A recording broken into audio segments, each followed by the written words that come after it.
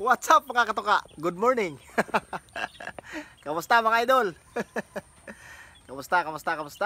Matagal-tagal din tayong hindi nakapag-vlog.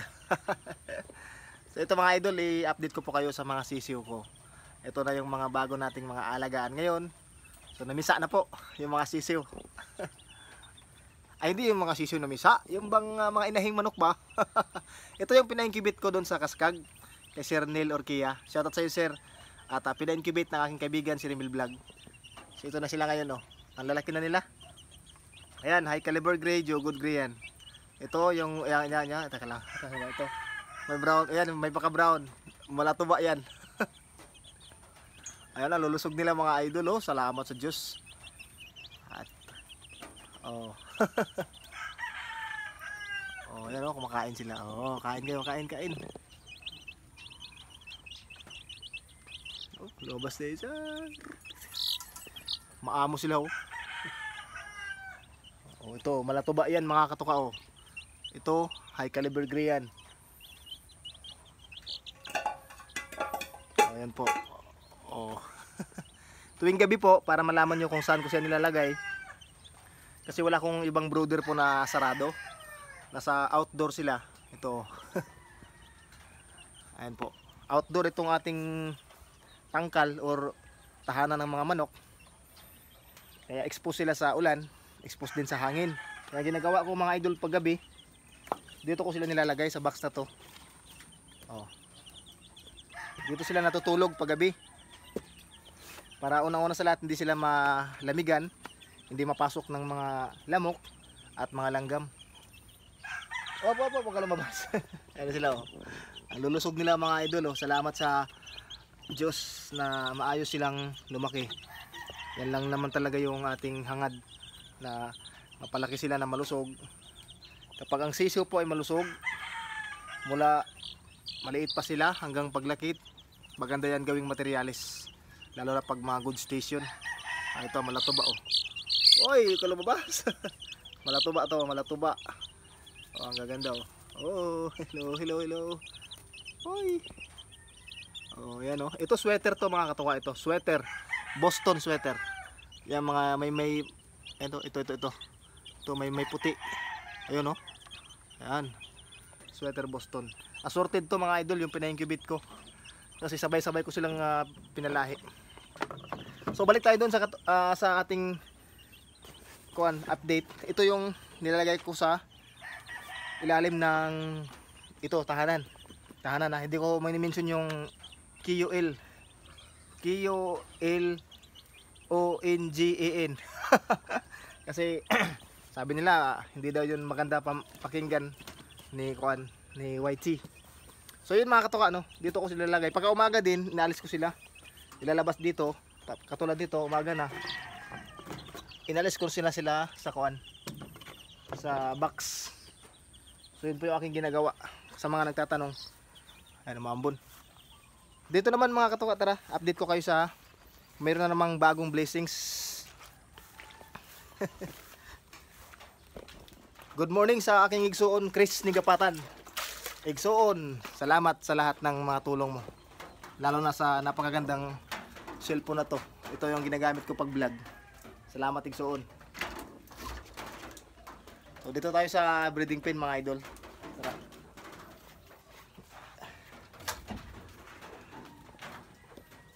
May bagong blessing tayo ngayon na natanggapin. So dito yung 5K sweater. Uy, tuyo na pala. Ayan po sila. Iwan ko po kung nakikita nyo sila. Teka lang ha, ayusin ko lang konti saglit lang. Hindi natin ipakita kasi baka makakuha tayo. Alam nyo na, ma-restrict tayo.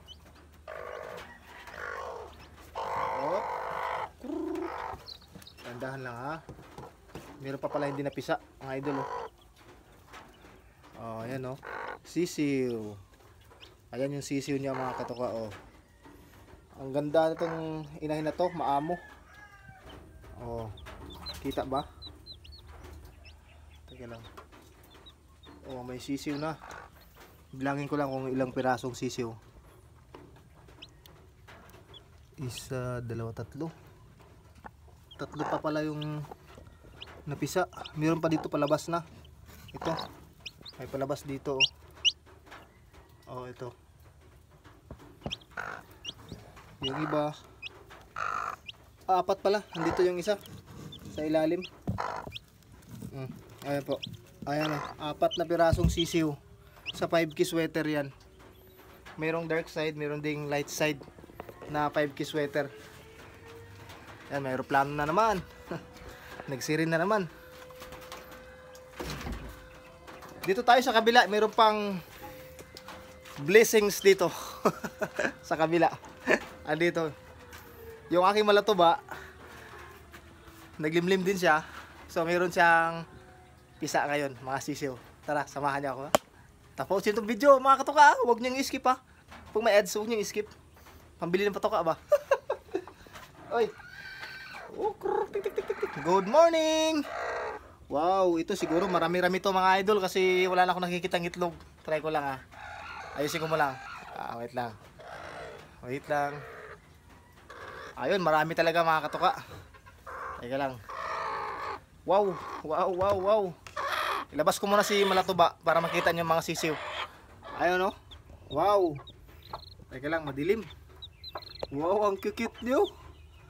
Wow, 1, 2, 3, 4, 5, 6, 7. Pitong malulusog na mga sisiw. Ayun mga idol, kita nyo ba? Pasensya na kayo, madilim dito sa ilalim ng breeding pen. Ayun po oh. Manang-mana talaga mga idol. Kukuha ko ng isa ha. Pakita ko sa inyo yung isa. Ito, wait lang. Oh, ito yung anak niya oh. Oh. Ayan oh. Manang-mana sa nanay oh. Orange na orange. Wow, thank you Lord sa blessings. Salamat Lord. Oh, ayan mga katoka oh.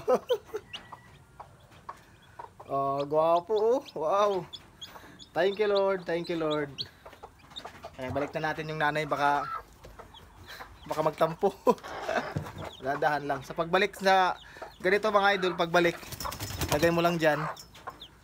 Siya lang yung kusang pupunta doon ng maayos sa kanyang pugad.